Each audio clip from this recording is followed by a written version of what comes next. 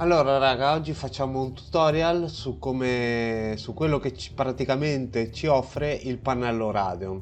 Allora, una volta che avete aperto il pannello, ci avete qui ultima partita con le statistiche e il tempo giocato questa settimana, gli ultimi giochi giocati con sempre le statistiche.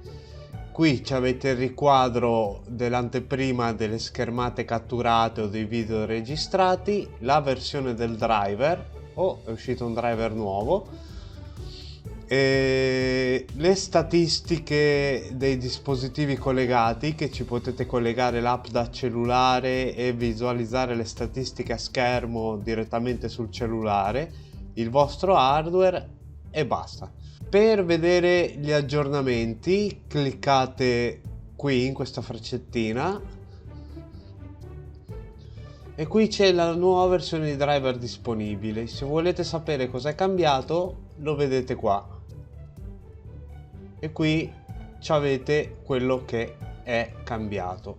Poi qui potete selezionare se installare solo la versione non beta o anche beta, quindi solo consigliato, consigliata più opzionale, il controllo degli aggiornamenti in automatico, se volete scaricare i driver in automatico, qui le impostazioni se le volete salvare, tipo qua le volete salvare, le salvate in un file zip e quando, che ne so, installate il driver da zero, fate importa e importate il vostro zip. Questo è un ripristino impostazioni predefinite, e questo per ripristinare le impostazioni, le statistiche dei giochi. Questo per il bug tracker, che ce l'avete anche qua. E questo praticamente, se c'è stato qualche problema o qualcosa, vi si apre in automatico la schermata che manda il log del bug con un vostro commento. Qui ci sono le informazioni sul software Radeon, che sono queste. Qui c'è la vostra GPU, la vostra VRAM, altri dettagli.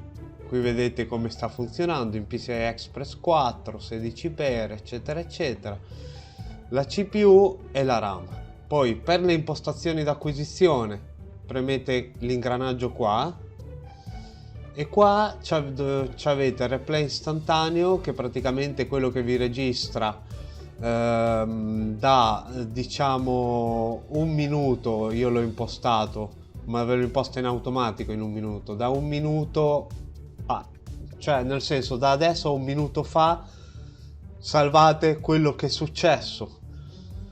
Potete scegliere se fare archiviazione su disco o memoria di sistema, il dispositivo di cattura. Però prima di abilitare questo dovete abilitare registra desktop. Potete abilitare anche un indicatore che poi selezionate voi dove metterlo, dipende dove volete, qua. E qua la cattura regione senza bordi praticamente vi permette di catturare una parte dello schermo. Qui c'è il profilo di registrazione, selezionate quello che volete. Io tengo il microfono disabilitato, per esempio. Qui c'è l'impostazione dello streaming, come la potete impostare. L'account, andate a linkare l'account che vi interessa.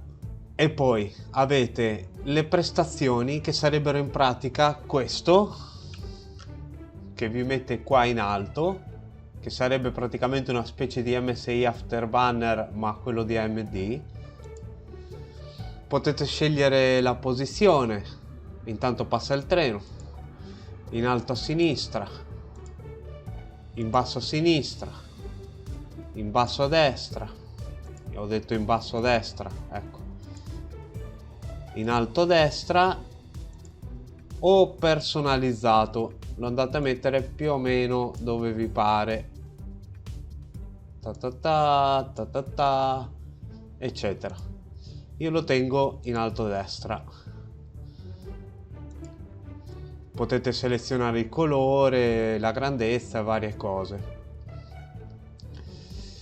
Qui vi salva il log delle vostre prestazioni. Poi c'è lo streaming dei giochi, sempre con l'app da cellulare. Potete streamarvi le vostre partite direttamente sul cellulare, in modo, sì dai, praticamente uno streaming casalingo.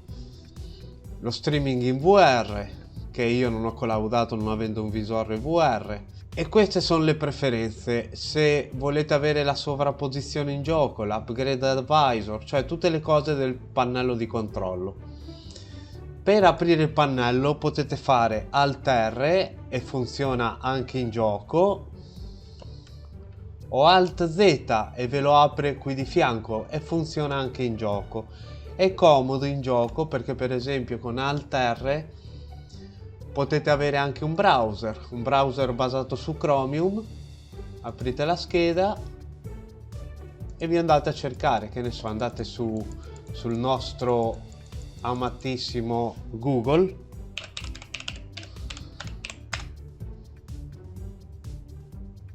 accetto, tranquillo, e vi andate a cercare quello che vi serve. Oggi vedremo le cose base, Poi qua abbiamo i giochi. Questi sono i vari giochi che lui rileva, ma io ne ho installati di più. E poi qua abbiamo questa specie di compatibilità con i giochi. Cioè lui praticamente vi dice: sì, per Assetto Corsa la 5007 va bene, però io ti consiglio la 6900 XT. Sì, il 3006 va bene per Assetto Corsa, ma io ti consiglio il 5950X. Cioè abbastanza relativo la spiegazione, cioè abbastanza relativo il suggerimento che vi dà questo pannello. Qui avremo le notifiche, che adesso non ci sono le notifiche, le impostazioni, e qui potete decidere se ridurlo a barra laterale o ampliarlo. Vi faccio vedere ancora una cosa. In giochi, grafica globale, questo è quello che vi apre quando installate il software Radeon, ossia se volete l'impostazione particolare, sport, risparmio energetico, eccetera eccetera. Io solitamente scelgo standard e abilito solo l'anti-lag. Questo è quello che faccio io. Tutto il resto lo lascio disabilitato: Radeon Chill, Radeon Boost, Image Sharpness e quant'altro, e passo un altro treno. Tutto lo lascio per come lo lascia lui e io sinceramente mi sono sempre trovato bene. In grafica del gioco potete andare a impostare questi parametri per ogni singolo gioco. Potete impostare come volete che funzioni, eccetera eccetera. Bene, per questa parte del tutorial vi lascio. Enjoy raga!